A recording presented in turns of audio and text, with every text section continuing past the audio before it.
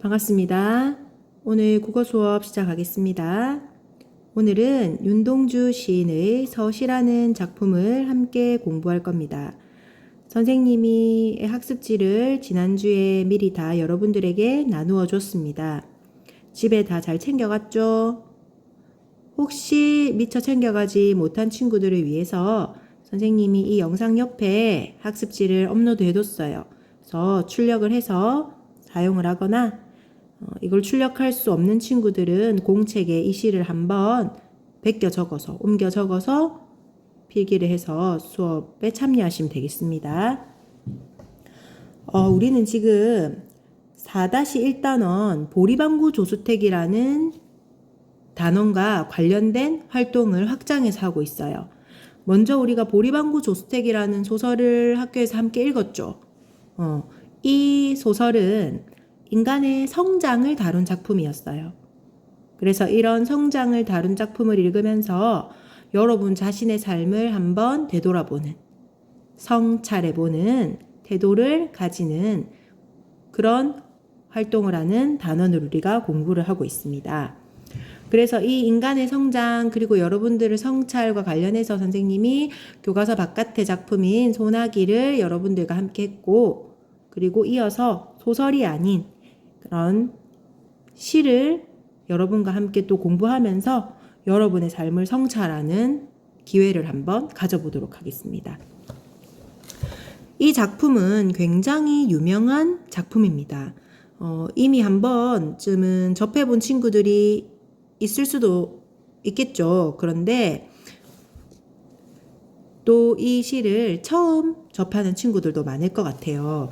그런데 이 시가 우리나라에서 굉장히 많은 사랑을 받았고 굉장히 한국인들이 많이 사랑하는 시로 자주 뽑히는 그런 유명한 시입니다. 그래서 우리가 이번에 이 시를 보면서 이 시의 시 속의 상황은 어떻고 그리고 시인의 어떤 태도가 어떤지 를 파악한 후에 여러분들의 삶도 한번 돌아보는 그런 기회를 가져보도록 하겠습니다. 자, 먼저 시를 한번 읽어봐야 되겠죠. 시를 낭송해 보도록 하겠습니다. 서시, 윤동주. 죽는 날까지 하늘을 우러러 한 점 부끄럼이 없기를. 잎새에 이는 바람에도 나는 괴로워했다. 별을 노래하는 마음으로 모든 죽어가는 것을 사랑해야지.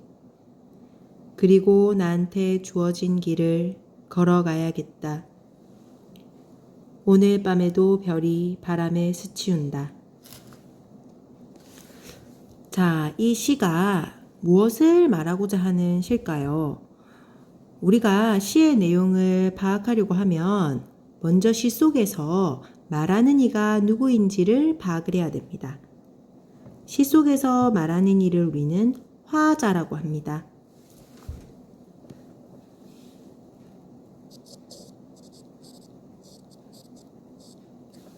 자, 지금 선생님이 필기하는 내용들을 여러분들이 프린트에 같이 옮겨서 적으면서 함께 해야 되는데 선생님이 필기를 해야 하는 내용이 꽤 많아요. 꽤 많기 때문에 선생님은 여러분들 보기 좋으라고 큰 글씨로 적고 다시 지울 거예요.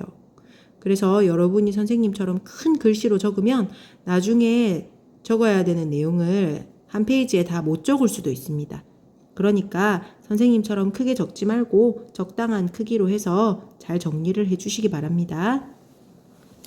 자, 먼저 시 속에서 말하는 이가 누구일까라는 것을 파악을 해야 되고 그 다음으로는 말하는 이가 시 속에서 어떤 상황에 처해 있는지를 파악을 해봐야 돼요. 이 시 속에서 어떤 상황에 놓여 있는지 파악을 한 다음에 마지막으로 그러한 상황에서 화자가 어떤 정서를 느끼고 또 어떤 태도를 취하고 있는가. 이것을 파악하면 시의 내용을 전반적으로 이해를 할 수가 있습니다. 정서라 함은 화자가 느끼고 있는 감정이라고 생각하면 되겠습니다. 화자가 처한 상황에서 어떤 감정을 느끼고 어떤 태도를 취하고 있는가, 이렇게 이해를 하시면 되겠습니다. 자, 먼저 이 시 속에서 화자는 누구일까요? 시에서 한번 찾아보시겠습니까? 시에서 화자가 누구인지 직접적으로 드러나 있습니다. 찾으셨나요? 이 시의 화자는 사행에 나옵니다. 나입니다. 나. 잎새에 있는 바람에도 나는 괴로워했다라고 말하는 이가 나로 등장하고 있죠? 화자는 나입니다. 자, 그러면 이 화자가 어떤 상황에 처해 있을지를 한번 같이 생각해 봅시다.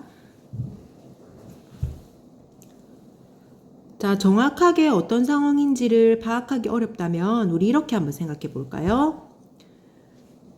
화자가 처한 상황이, 그러니까 나가 처한 상황이 긍정적인 상황인지, 좋은 상황인지, 좋은 상황인지, 아니면 좋지 않은 상황인지, 부정적 상황인지, 이것을 한번 생각을 해봅시다. 이렇게 한번 나눠볼까요? 자, 한번 생각해 봅시다. 어떤 상황에 처해 있는지.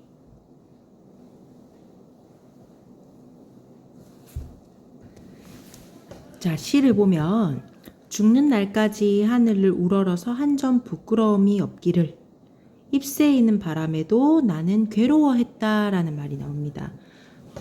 내가 괴로워했다라는 것은 내가 처한 상황이 긍정적인 상황은 아니라는 의미라고 해석해 볼 수가 있습니다.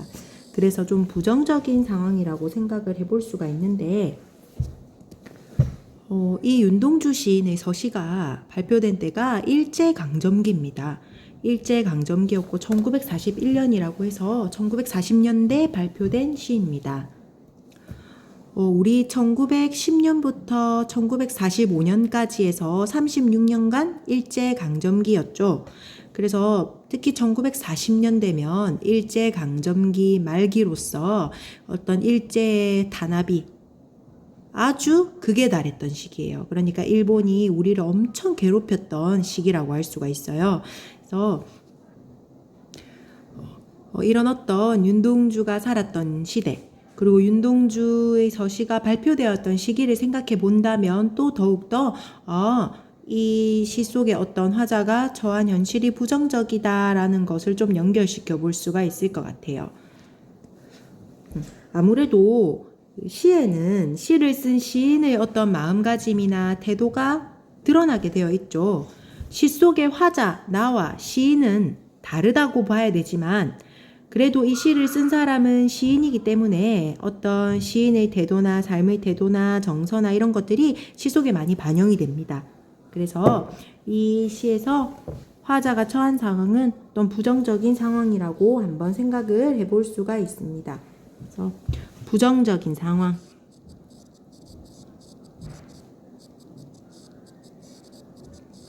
부정적 상황에 처해 있고, 그리고 제일 마지막 행에 보면 오늘 밤에도 라고 해서 밤이라는 말이 나와요. 오늘 낮에도가 아니라 오늘 밤이다 라는 말이 나오죠. 이 밤이라는 것은 또 시 속에서 어떤 어둠, 어떤 고난이나 시련을 많이 상징하기도 합니다. 그래서 이 밤이라는 건 어두운 상황이라는 거죠. 그래서 이 부정적인 상황, 그리고 어두운 상황에 처해 있다 라는 것을 우리가 한번 생각해 볼 수 있습니다.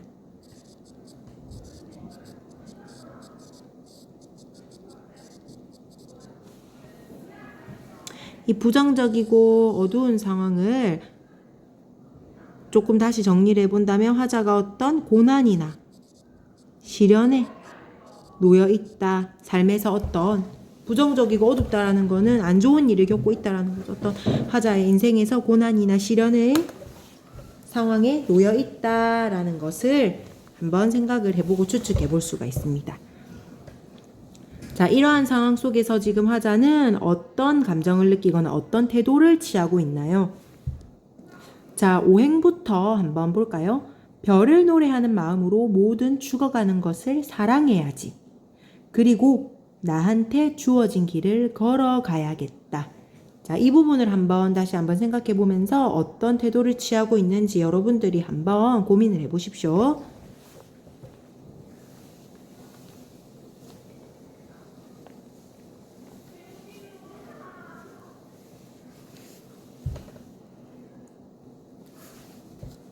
자, 생각해 봤습니까? 어떻게 살겠다 라고 이야기를 하고 있나요? 모든 죽어가는 것을 어떤 사랑하는 마음으로, 모든 것을 사랑하는 마음으로, 그리고 나한테 주어진 길, 나한테 뭐가 주어졌을까? 이런 어두운 상황에서 구체적으로는 지금 나와 있지 않지만 어떤 자기에게 주어진 어떤 길을 걸어가겠다라고 이야기를 하고 있어요. 자신에게 주어진 길이라면 어떤 자기에게 주어진 임무나 자기에게 주어진 운명이라든지 역할 이런 것들을 하겠다 하면서 살아가겠다 하는 얘기겠죠. 그러면 선생님이 이 시가 일제강점기 때 나온 시라고 했는데 그러면 이때 자기한테 주어진 길이 뭘까요?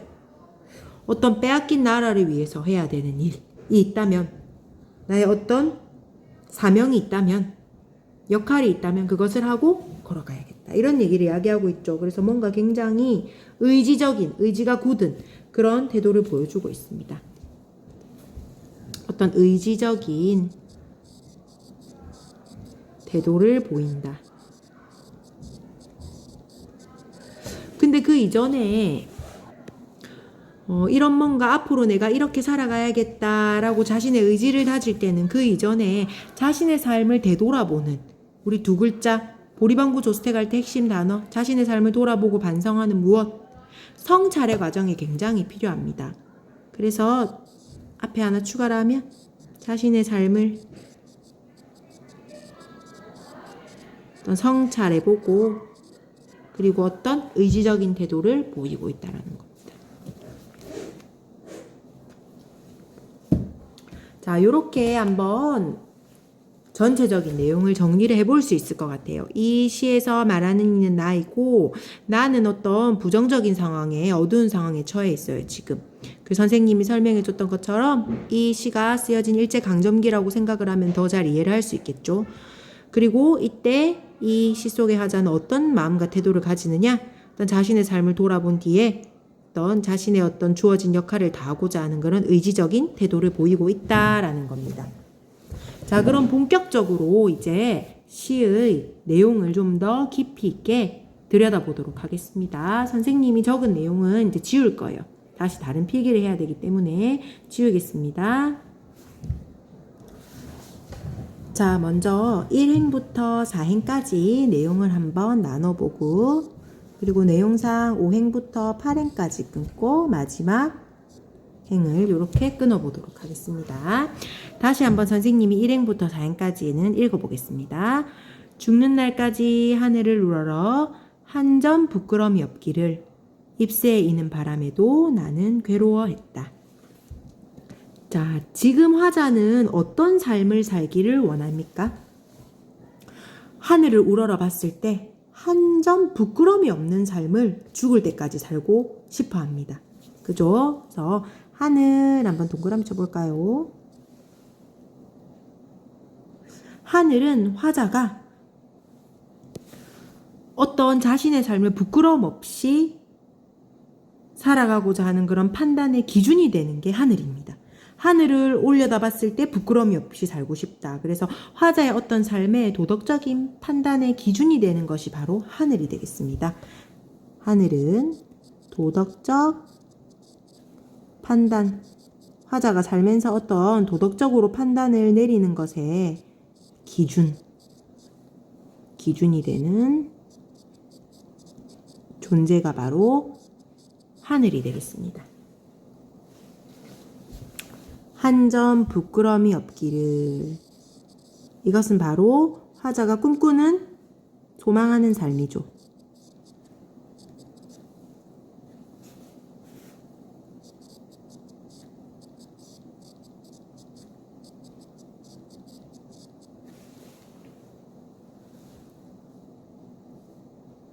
삼행을 보면 잎새에 이는 바람에도 나는 괴로워했다라는 말이에요. 화자는 이렇게 부끄러움 없이 하늘을 쳐다봤을 때 하나도 부끄러움 없이 살고 싶어 하는데 잎새에 이는 바람에도, 이 바람 동그라미 한번 쳐볼까요? 바람에도 나는 괴로워했다 했어요.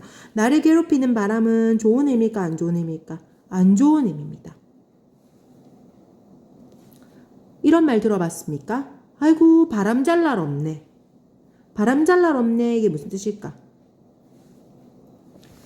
바람 잘 날 없다는 말은 어떤 걱정할 일이 그치지 않는다 이 말입니다. 사실 이게 속담인데 가지 많은 나무에 바람 잘 날 없다라는 속담이 있어요. 이 속담이 무슨 뜻이냐면 나뭇가지가 많으면 바람에 더 잘 흔들리겠죠. 그래서 잠시도 가만히 있을 수 없어. 이런 것처럼 자식을 많이 둔 부모한테는 걱정이 그칠 날이 없다는 말이에요. 그러니까 바람 잘 날 없다라는 거는 걱정이 그칠 수가 없다라는 거. 여기서도 바람도 부정적인 의미예요. 그래서 어떤 걱정, 근심, 시련, 갈등 이런 거 인생에서 겪는 이런 부정적인 것들. 그래서 잎새이는 바람에도 나는 괴로워했다. 여러 가지 이런 자잘한 시련이나 갈등에도 나는 굉장히 많이 흔들리고 힘들어했다라는 거예요. 그럼 괴로워했다라는 거니까 지금 현재입니까? 과거입니까? 미래입니까? 했다. 괴로워했다. 과거에 그랬다라는 거죠. 그래서 아주 작은 어떤 시련들, 갈등에도 많이 흔들리면서 힘들어했던 자신의 지난 날을 성찰하고 있는 거예요. 과거의 삶을 성찰합니다.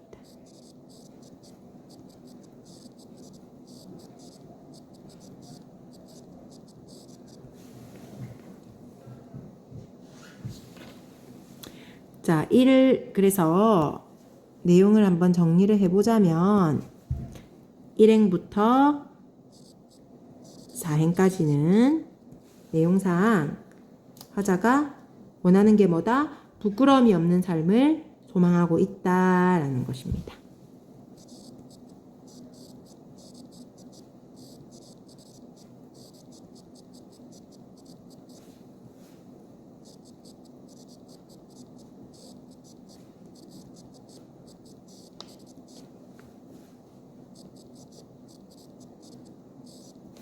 부끄러움 없는 삶에 대한 화자의 소망.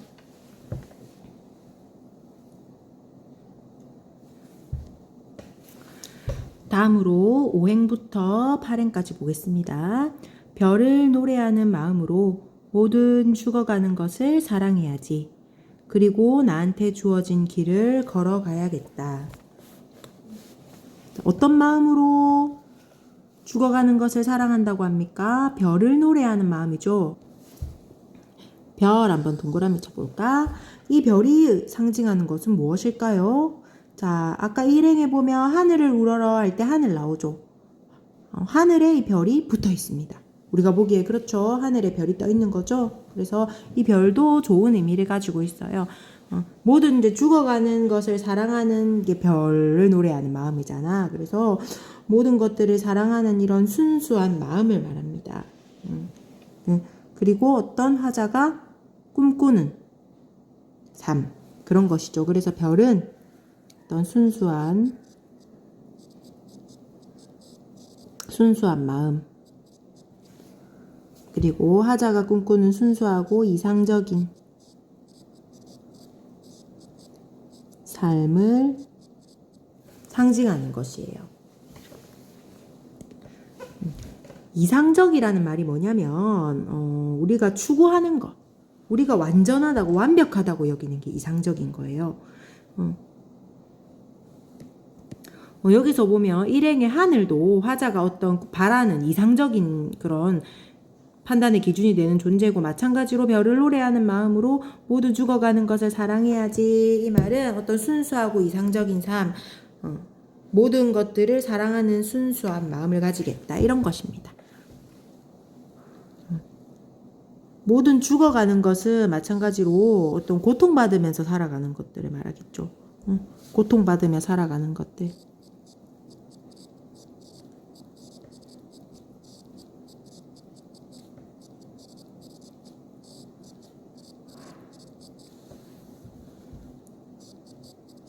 고통받으며 살아가는 어떤 모든 것들을 사랑해야지.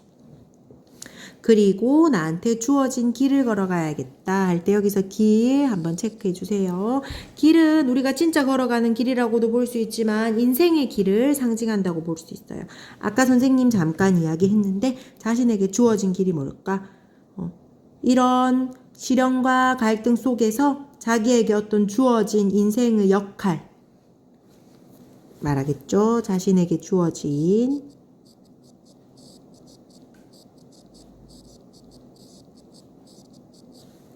역할이나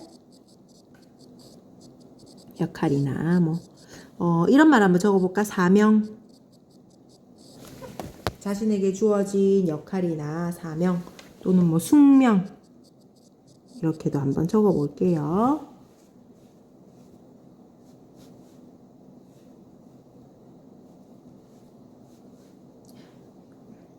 적었습니까? 이 사명이라는 거는 자기에게 맡겨진 임무를 말해요. 임무.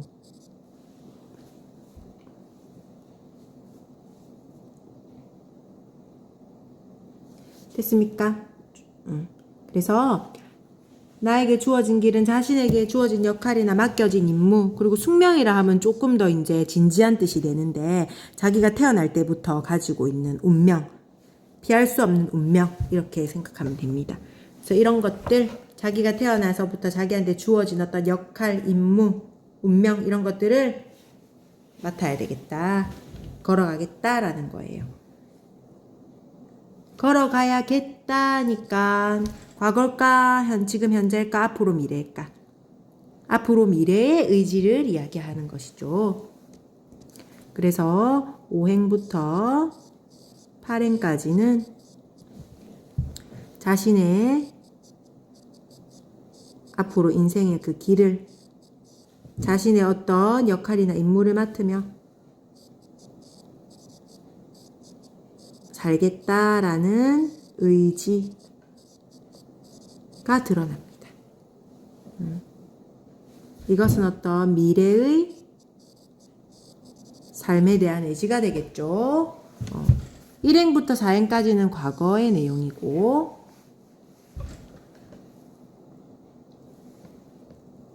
이제 이런 순수한 마음으로 자신에게 주어진 역할을 다하면서 살겠다 이렇게 본다면 나라를 빼앗긴 암울한 현실에서 나한테 주어진 길은 빼앗긴 나라를 위해서 내가 해야 될 일을 하겠다라는 뜻으로 볼 수 있겠죠.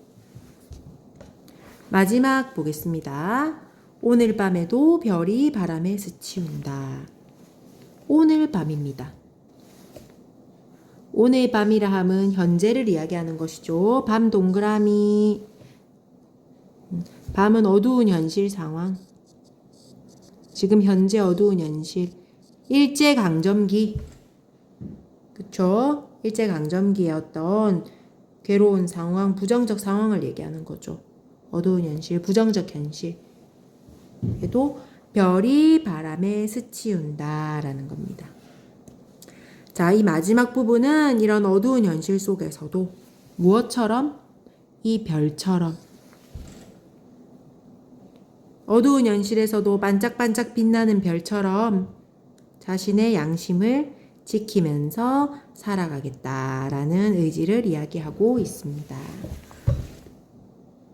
이 어두운 현실은 우리가 시대적 배경으로 봤을 때는 일제 강점기라고 볼 수 있죠. 마지막 9행 보겠습니다. 9행은 이 어두운 현실 속에서도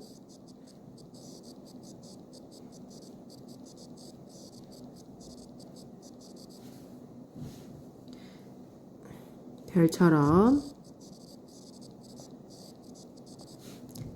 자신의 어떤 양심을 지키며 살아가겠다는 의지를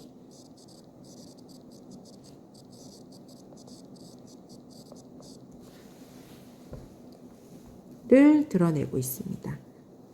여기서는 지금 현재죠. 현재의 어떤 시간적인 배경이 나타나고 있고 1행에서 4행은 그래도 선생님이 이렇게 시간을 다 적었으니까 과거라고까지 한번 적어볼게요. 이렇게 됩니다. 사실 현재는 아직까지 굉장히 부정적 상황이야. 그런데 이런 밤에도 홀로 반짝반짝 빛나는 별처럼 나는 양심을 지키면서 살아가겠다라는 어떤 자신의 일제강점기에 자신의 모습을 성찰한 다음에 자신의 의지를 드러내는 작품입니다. 이 윤동주 시인은 일제강점기 때 좀 배운 사람이에요. 배운 사람, 우리는 지식인이라고 하는데, 지식인. 학교도 잘 다니고 또 학력도 높고 그래서 좀 많이 배운 사람이야. 그래서 자기가 어떤 많이 배운 사람으로서, 지식인으로서 자기의 삶을 성찰해 보는 거죠. 성찰해 본 다음에 내가 나라를 위해서 해야 될 일이 있다면, 내 역할이 있다면 어떻게 해야 되나, 그런 길을 한번 걸어가야겠다, 양심을 지키면서 지식인으로서 살 것이다 라는 내용을 이야기하고 있어요. 근데 아쉽게도 윤동주 시인은 1942년 23년쯤 그 일본 경찰한테 체포되어 가지고 재판을 받게 되고 그 형무소에서 감옥에 수감되어 있다가 광복되기 한 6개월도 남기지 않고 일본에서 형무소에서 이제 죽음을 맞이하게 됩니다. 뭐 때문에 윤동주가 체포되었을까? 이제 일본 입장에서는 윤동주가 일본에 반대되는 나쁜 생각을 가지고 있다라고 해서 체포를 했어요. 그런 이제 나쁜 생각을 가지고 있는 사람을 이제 사상범이라고 하는데, 어떤 윤동주가 나쁜 생각을 갖고 있었어요? 이 윤동주가 이 시 이외에도 여러 가지 시를 썼는데, 그런 시에서 자기가 일제에 이렇게 어떤 강하게 저항하지 못하고 이렇게 창씨개명이라고 해서 일본식으로 이름을 바꾸는 그런 일도 일본이 했었거든요. 그래서 우리 민족을 다 말살시키기 위해서 이름도 다 성도 일본식으로 바꾸는 이런 정책들을 펼쳤었어. 윤동주네 집에서 어쩔 수 없이 그런 장시개명을 한 자기 자신이 너무 부끄럽다라는 시를 막 쓰고 그랬어요, 윤동주가. 그래서 그런 것들을 일제에서 보고 윤동주를 이제 불순한 생각, 나쁜 생각을 가지고 있다고 해서 잡아간 거죠. 그래서 뭐 고문을 이렇게 받다가 아마 죽었던 것으로 됩니다. 광복되기 6개월 정도밖에 남겨두지 않고 죽어서 굉장히 이제 안타깝죠. 이 시에서도 볼 수 있잖아요. 이런 어두운 현실, 일제강점기의 고난과 시련 속에서도 자기는 양심을 지키며 살아가겠다라는 내용을 이야기하고 있잖아요. 이것이 이제 일본 측에서 볼 때는 굉장히 나쁜 생각을, 일본에 반역하는 생각을 가지고 있다라고 보는 것입니다. 네, 그래서 이렇게 오늘은 서시의 내용에 대해서 한번 봤습니다. 그래서 다음 시간에 이 내용을 우리가 이제 좀 정리를 해봤으니까 이 시의 내용을 조금 더 공부를 해볼 거예요. 시의 핵심 정리 한번 해보고, 그리고 어떤 시어의 의미랑 표현상의 특징이랑 이런 것들을 조금 더 정리해보면서 우리가 문제도 한번 풀어보고 그렇게 또 하도록 하겠습니다. 오늘 수고 많으셨습니다.